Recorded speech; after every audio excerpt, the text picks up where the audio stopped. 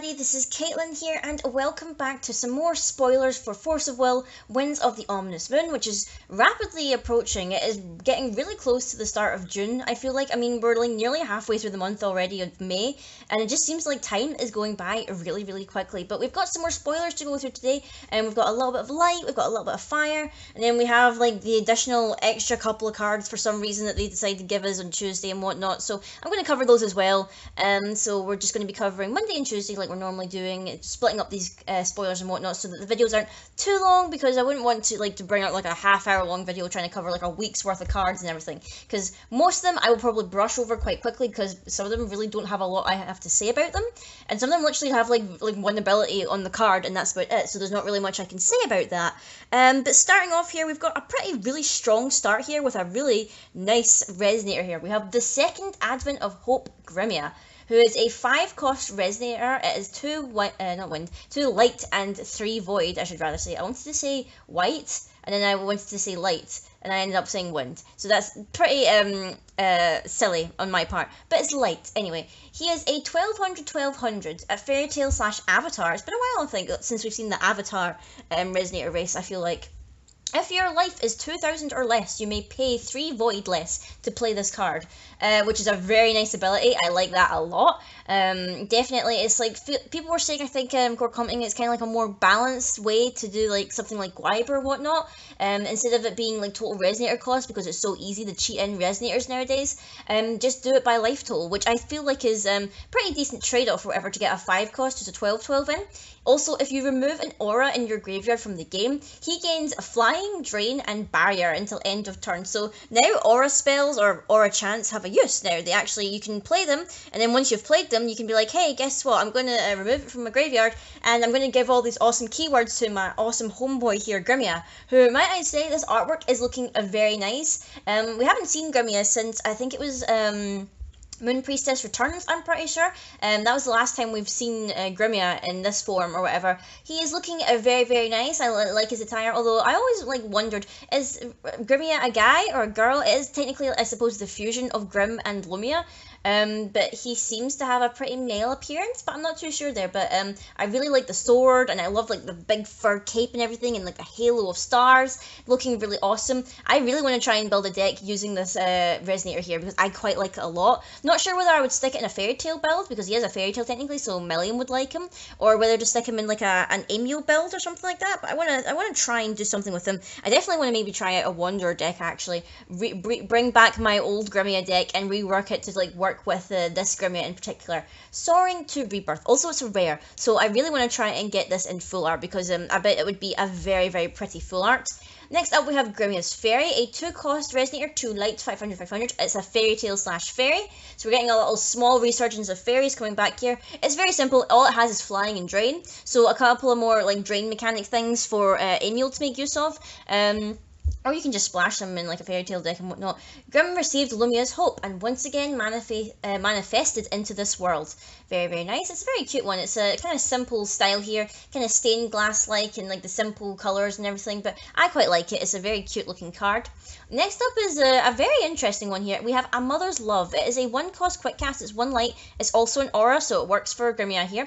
You choose one. Draw a card or prevent the next 800 damage that would be dealt to a target J/Resonator or yourself this turn, which is a very nice card here. For only 1, you've got 2 options here. You can, like, you know, prevent damage being dealt to you, or if you think you really need to draw a card, then you can do so. At the bottom here it says, a step towards a different history will lead to a new destiny. Now, I've seen people discussing this. It looks as if the 2 kind of child characters, or the younger characters, seem to be Viola and Rayula, and people were saying that the girl in the background here is their mother, obviously A Mother's Love, but then people were saying their mother is actually Orphica, who, if people remember here, she was the dragonoid who apparently lived at Sasura Palace. She was a dancer and whatnot. I don't know whether this is true or not, because it's really hard to tell, because obviously her eyes are closed, so we can't really tell, because obviously Orphica has 2 different coloured eyes, so she does have quite a defining trait, but of course they would have to close this character's eyes, so we can't actually tell whether or not this is Orphica or not.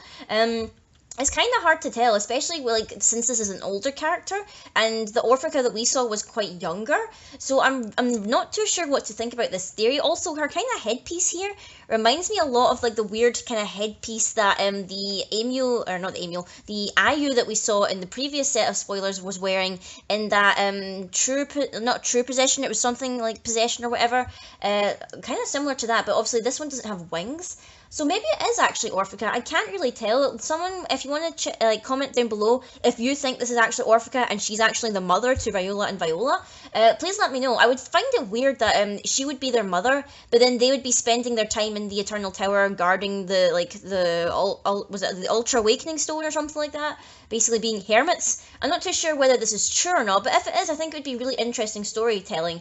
It's just a shame that her eyes are closed, so you really can't tell whether or not it's her or not. But other than that, I quite like this artwork. It is really cute. It is kind of sad as well, because it looks like they're all crying. I don't know whether this is a reunion or whether this is them being separated. I kind of hope it's a reunion and not separation or anything like that, but it does seem to be a very nice card. And then finally, for the light spoilers, we have Aura of Hope, which is another Aura chant. This one's a quick cast one light. You rest target J/Resonator. So I can imagine a huge cancel war between this and the previous, I believe, the quick cast aura chant, which was recover J/Resonator. So I imagine that we're going to have a lot of shenanigans, or cancel shenanigans going on with that. A will that refuses to submit. It's kind of like a really simple card here, because obviously you've got Grimmia in the middle here, and he's very, very small compared to like the huge expansive light that is coming off of him. But I think it's kind of nice. He does seem a bit too small for my liking. It would have been cool if like we got a little bit more close up to see the details of his outfit and everything, but it's an alright artwork. It's okay. I mean, it's just a common, so you'll just be getting your normal foil full art commons or whatever, but it does still seem to be nice. Moving on now, we're going to the fire spoilers, and we have Pike Squadron, which is like Stampede of Pigs here. It is a 3 cost, it's 3 fire, 800 beast with swiftness and precision, which is pretty nice. When this card is put into a graveyard from the field, search your deck for a card named Pig and put it into the field. If you control a Peggy, Hoel's Great Hero Pig, search your deck for any number of cards named Pig and put them into the field instead. Entities put into the field this way gain swiftness until end of turn, then you shuffle your deck. So they basically, this is a good way where it's like, hey, when this Resonator dies, be it whether is killed in battle or whether your opponent was like, just insta-kill that thing, deal so much damage to it, kill it, even though it is 800, so they'd have to deal like a decent amount of damage to it. You can be like, hey, I'm going to search out another pig, which can, maybe attack again, or maybe it can, give your correct strength counter or whatever, and then if you control the hero pig, then you get all the whole pigs that you could want, so up to 4 essentially if you've not played any or drawn any in your hand, which is actually kind of insane. And they also gain swiftness, which is pretty cool. And then obviously you shuffle your deck, and at the bottom here we have PP, which in Piggy terms means don't flee, stand your ground, pigs, says Piggy, the great hero pig. I love how we now have like a lore where just like pigs are just like the heroes. We have an actual squadron of pigs fighting now, which is kind of insane, but funny at the same time. Next up we have a chant here. We've got Firebird. It's just a normal 1 cost fire chant. It's also a battle art, so Carrot can make use of it. This card deals 400 damage to target J/Resonator. If this card was awakened, players cannot chase to it, and it deals 600 damage instead. So kind of nice. It's a little bit of a shame that the awakening is at least 4 strength counters. I feel like for 1 cost and it only being upgraded to 600 damage is like a bit costly for 4, although I guess some people would be like, well, it's not, you can't chase to it, so it's not like it can be cancelled, so I guess that's alright. Makes it a little bit better. The blood of the dragon transformed into a firebird and soared over the battlefield. I wonder what dragon it's talking about here. Maybe it's going to be the dragon that Kirk defeated in order to get his insane super awesome battle art power and whatnot. I'm not too sure, but this is a very nice artwork. Shame it's just a common, but I do really like it. Aki's done a great job here with Carrick and this really majestic looking firebird like hovering above him in the sky. Next up we have Ground and Air Supremacy, which this artwork has been seen before in terms of like promoting the set. I also think it's a little bit of a shame that it's an uncommon, but sadly the text box covers up most of Hero Piggy, which is a bit of a shame. You mainly just get Pael in the front here, but you can hardly see Piggy, who's like covered up by the text box. It's so sad. It's a 1 cost fire chant battle arts again. As an additional cost to play this card, remove 5 strength counters from your ruler. You can choose one. You either search your deck for a card named Pael, the Flaming Fist, and put it into the field, then shuffle your deck. Or this card deals 1000 damage to target J/Resonator if you control Pael, the Flaming Fist. So this is basically either a search for Pael if you really want to get her into the field, or if you've already got her in the field, then this is just like, hey, for 1 cost and removing 5 strength counters, I'm dealing 1000 damage to something, which in terms of measuring it up, 1 cost, yes, is very cheap in order to deal that much damage to something. At the same time, you're losing 5 of your strength counters, but I guess it just depends on whether or not you've got a lot of them to spare at the moment. Maybe it's early game or anything like that. But I think it's a decent card. I quite like it. When the two fought together, nobody could stand a chance. So this is, I'm guessing this is referring to Pael and Carrick, who normally have a bit of a feud and a little bit of a rivalry going on in terms of being champions. But it seems that they're working together here to fight a common foe. And I wonder who that common foe would be. Probably the Time-Swinging Witch, I would think. In all honesty. And then next up, finally, for the fire spoilers here, we have Scarlet's Testament, a 1-drop quick cast rather, not kick cast, that's probably something entirely different. This one is also an aura, and this is probably one that I would very much like to use in conjunction with Grimmia. It's quick cast, obviously. Target Resonator gains swiftness until end of turn. That's it. It's just a 1 cost, give a Resonator swiftness, which is also an aura, which is a very, very nice. Also, it's an uncommon, but the artwork is also very, very nice as well. So I would like to try and get the full art uncommons here, even though getting uncommons is a little bit harder in these sets nowadays, but I would like to try and get it. Scarlet just looks so sad here, and I'm not quite sure what kind of stone she's giving them. It's like a red kind of stone. I'm not quite sure what it's meant to represent or what it's meant to be, but she looks really sad and whatever, and it says, the girl gave her last words before fading away. Surely they had a tinge of truth to them. So I'm not too sure what this is reference to. I don't know whether this means Scarlet herself as an entity is now fading from existence due to all the messing up of the timeline that's going on, or whether this is her kind of fading away from her Scarlet persona and her becoming the Nyarlathotep, or Nyarla, as I like to call her, just for short, because Nyarlathotep is a bit of a long stretch to say constantly. So I'm not quite sure what is going on here, but it seems to be she's giving up the stone to Tigris, Shayla, and Carrick, which is kind of fitting, I feel like, because they are the new characters from this cluster, essentially. I don't really count Rhea and Gil, because Rhea and Gil potentially are rehashes of other characters, so I don't want to include them, really. But this seems to have, like, a bit of sorrow to it. I'm not quite sure what to feel about it. It seems really sad. I mean, it kind of looks like Scarlet here is becoming the original Nyarlathotep, or Nyarla, as I like to call her. So I'm not too sure what the context here is. It seems really sad. Maybe she is actually fading away because of the messed up timeline and everything. But it is kind of sad, and I'll be sad to see Scarlet go. And then next up, finally, we have the random 2 cards from Wind and Darkness that we were given today as well. Rather, today I'm recording it on Tuesday. We have Time Composing Elf. I was going to say Witch there, but she's an elf, actually. She's a 1 cost Resonator. She's just 1 wind, a 400/400. You tap her, look at the top card of your deck, you may put it on the bottom of your deck.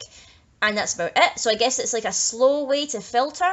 I feel like this card would easily be killed though, because there's so many things that will just easily pop 1-drops. Like this probably won't stick to the field. I feel like this is maybe more inclined for draft than it is actually for main decks. But it is an interesting card. I like the artwork and everything. It's kind of hard to tell what kind of elf she is here, just from her attire. It is very interesting attire here. She's surrounded by clocks and whatnot. I don't think she would belong to the same kind of elf place that Fair came from. She also doesn't seem to fit the kind of motif for Ammonsville, which is, I believe, where Feasting came from, or rather the elven village that she was helping to protect. So I'm not too sure where this elf comes from, but she's got a really unique attire here. Only those who know the future have a right to change it. So very interesting prophecy there. It seems to be like, hey, if I know the future, I'm inclined to then change it because I have that power. Maybe a little unfair, but who knows. And then finally we have Essence of the Void, a 3-cost chant here. Not chant, actually, it's a Resonator, it's a Cthulhu. It's kind of hard because I don't really see a creature here. I mean, I mainly see this kind of demon thing being strangled, and then these many kind of hands stretching out from this person in the background. It's actually a Resonator, my apologies there. It's an 800/800 Cthulhu. It's been a while since we've seen Cthulhus. When this card enters the field, destroy target damaged Resonator. So yeah, not too bad here. Grasping the existence of that thing is no easy task. It looks as if the character in the center, it's kind of hard to tell considering that it looks like she's got the weird long strands of hair similar to the Time-Swinging Witch itself, so that could be Kaguya using her distorted time magic or whatever to summon up Cthulhu's or whatever. Maybe that's why Scarlet is fading away, because as Kaguya is kind of harnessing into this power of the Cthulhu, Scarlet is then being erased from this timeline or whatever, because technically that power stems from her. So I'm not too sure. Maybe that's just a long stretch of me like guessing about what is happening here. But it seems to be a really weird card. It's like I'm not too sure where the focus is meant to be because there's some kind of like volcano or explosion going in the top. There's obviously these hands reaching out. There's some demon flying about here, and then this kind of creature on the side here is getting strangled for some reason. I'm not too sure what's actually going on here, but there's a whole lot of stuff happening. So it's kind of hard to figure out where to focus on. But anyway, guys, that has been my thoughts on these spoilers that have came out. What was your favourite card from this batch? Personally, I think my favourite one was Grimmia. I really want to try and build a deck with him. He seems to be really interesting. I like his different mechanics and everything like that. And I would love to try and build him in either like a fairy tale build or maybe kind of like a drain build or something like that. But let me know what you guys thought of these spoilers. I'll be back, obviously, today later on with a video for Card Game Wednesday. And then we'll be back for Friday or hopefully Saturday, depending on when I can actually record for the rest of the spoilers from the week. So I hope you enjoyed these cards, guys, and this video. Let me know what you thought, and now I'll see you guys next time.